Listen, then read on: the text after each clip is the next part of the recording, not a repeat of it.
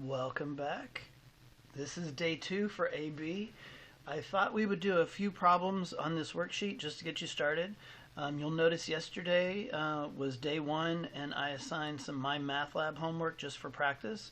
It is not required. There were 7 problems, I think, so it's not a big deal. Just I like My Math Lab because it guides you through each step of the way. But it's there for you. If you don't need it, then you don't need it. But the more you put into this, the better off you'll be in the long run. We're still going to have a quiz and a test over this topic, so the more practice you get, the better. But I wanted to do maybe 5 problems or so, just to make sure that you're off on a good start on this one, and then let you do the rest. The answers are already posted on Canvas, so you've got everything you need.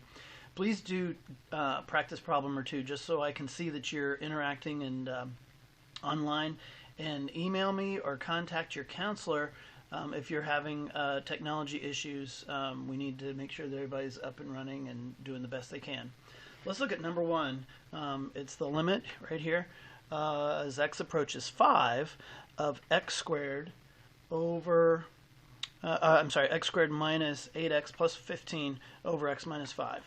Well, the bottom's easy. I can calculate that real quick. And again, this is just going to be quick check, see kinds of things. So if this were a formal test problem, you'd have to do it a little more formally on the AP test. But square 5, that's 25 minus 40 plus 15. Sure enough, that's 0 over 0. Now, this isn't an end behavior kind of thing, so you can't look at the that's bigger on the top, that kind of thing, as you might on, let's say, number 4 as x approaches negative infinity, or number 3 as x approaches infinity. And we'll get mixed review the next time we come back, but just wanted to review some L'Hopital examples and then let you run with this. Well, 0 over 0, that definitely is the indeterminate state, so let's go ahead and say L'Hopital's rule right above it. And L'Hopital's rule tells us that the limit of this ratio is equal to the limit as x approaches 5, that same value. And I'm just going to take the derivative of the top function. It's not the quotient rule. Derivative of the top function is, 2x minus 8. Yep. And over 1. And now we can evaluate that limit, can't we? Because there's no issue with 0 over 0. Well, 2 times 5 minus 8. Again, I don't have to write the word limit. I'm just evaluating that limit as x approaches 5 from either side. 10 minus 8 is 2 over 1. My answer is 2. Okay? Any questions? Any questions? Stay tuned for how we're going to link up for office hours, but at this point I just want to have you have some examples. Number 2, the sine of 9 times 0, in other words the sine of 0, sure enough that's 0, over the tangent of 5 times 0, that's 0 too, also, so 0 over 0. L'Hopital's rule works. L'Hopital, I'm going to write that here. So that equals what? The limit as x approaches 0 of, what's the derivative of sine? Because we have the chain rule here, right? Well, it's going to be cosine 9x. Then I have to remember the inside layer, right? So the derivative of the outside layer is sine. If you have to think of that as, right, like that, with your layers there. Derivative of the outside times the derivative of the inside layer. Well, the derivative of 9x is going to be times 9. So 9 cosine 9x over, what's the derivative of tangent? I wonder if I picked this one on purpose. Of course I did. What's the derivative of tangent? Oh yeah, secant squared. Don't taste the chocolate. Times, well, what's the derivative of 5x? 5, and I'm just going to bring that out front. So 5 secant squared, 5x. We've got that. Well, let's evaluate that before we worry about that, because the cosine of 9 times 0, in other words, the cosine of 0, is 1. So I've got 9 on the top. So it's not going to be a L'Hopital's rule case of 0, because I don't have 0 on the top, so it can't be that. What about the secant squared of, well, 5 times 0 is 0. Secant is 1 over cosine, so what's the cosine of 0? And that's what's 1 over that. Well, cosine of 0 is 1. Cosine of 0 is 1, so 1 over 1 is 1. My answer should be 9/5. Because you've got that multiplier there. What this is testing is, are you remembering the chain rule? Okay, so 9/5. All right. I'm going to skip way down to number 5, another trig one, because I know you love those so much, he says with a twinkle in his eye. The limit of sine of theta to the fourth. Now, who has the power? That's a good question. Think of it like that, right? Isn't theta to the fourth my whole argument in the sine function? Yes. So you have to think about the chain rule a little differently here. It's not sine of theta, all of that to the fourth. It's sine of theta to the fourth. Okay, and I know it seems like a distinction, but it's important. Well, let's go ahead and evaluate 0 to the fourth is 0. What's the sine of 0? Yeah, sine of 0 is 0. Over 0, holla at your L'Hopital's rule.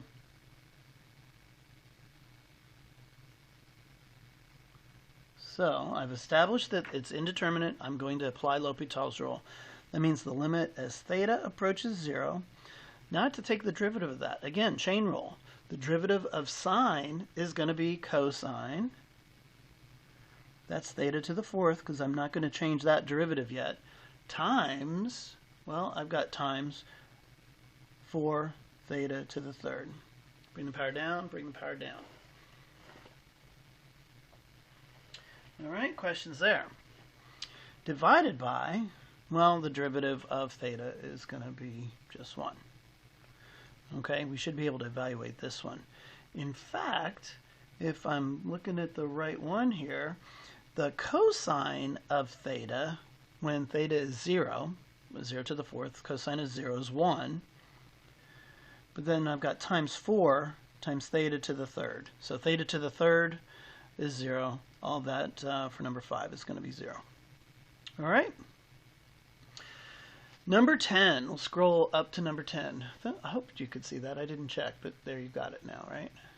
Okay, number 10. I'll check to make sure that we're in the camera window here. Number 10. Make sure that you see that as a plus. Let me read out the problem to you. The limit as x approaches 0 plus, so 0 from the right, of e to the x minus parentheses 1 plus x, so we're going to have to distribute that, over x to the third. So let's plug in a 0 and check this one out. E to the 0 is 1, minus 0 plus 1, yep, is going to be 0, and 0 to the third is 0. So indeterminate, L'Hopital's rule works.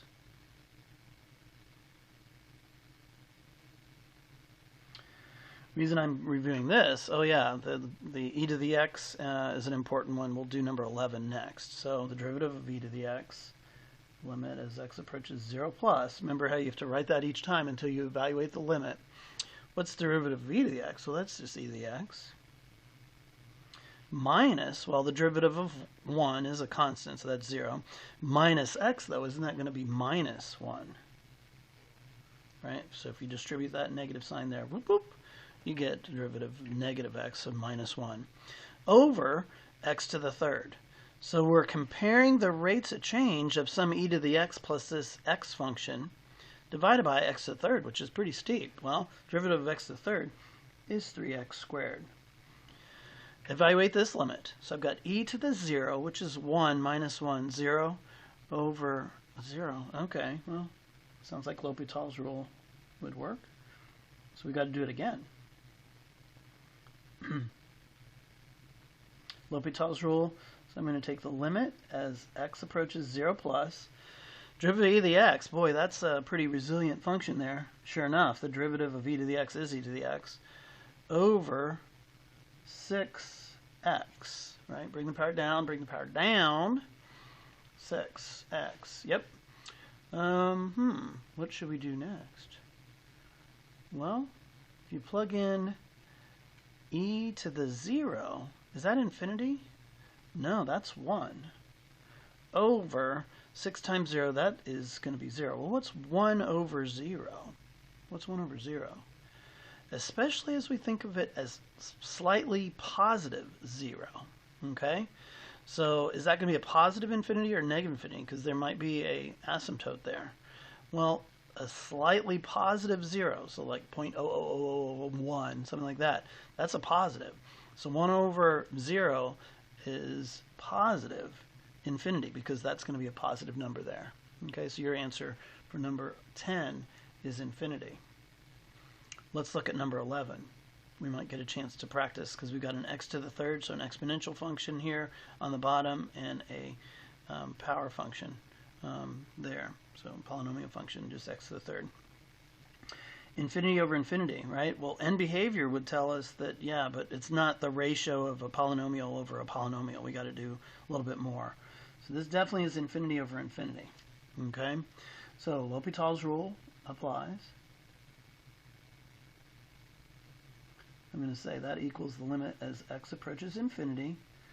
3x squared. We can all take that derivative easy enough. But then I've got e to the x. So it's e to the x over 2, though. It's not just plain old e to the x, times the derivative of x over 2. So that's 1/2. 1/2 e to the x over 2. Let's try that limit. Well, 3 times infinity over infinity. Yeah, that's infinity there, isn't it? Infinity over infinity. So L'Hopital's rule again.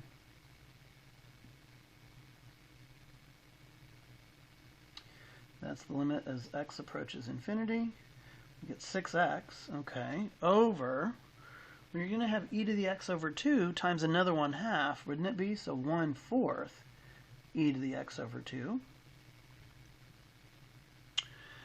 Take that, evaluate that limit again. Well, 6 times infinity, infinity, over, yeah, e to the big number. It's a big number over 2, but still, that's going to be an exponential growth function. That's infinity over infinity. Wow, L'Hopital's rule again. Crazy. Somebody just emailed me. Limit as x approaches infinity. 6, well, we're getting closer now, right? Over what? 1/4 times another half, right? It could be 1/8 e to the x over 2. Well, you could flip and multiply that 8 and get 48 on the top, right? Flip and multiply that 1 over 8 there. But what do you get on the bottom? E to the very large number here, infinity. What's 48 divided by a number so big that 48 is really pretty small? Yeah, 0. All right? So there's 5 of the problems. You've got the rest of them you can do for practice. The answer key is posted. And I'm hoping you're having a great day.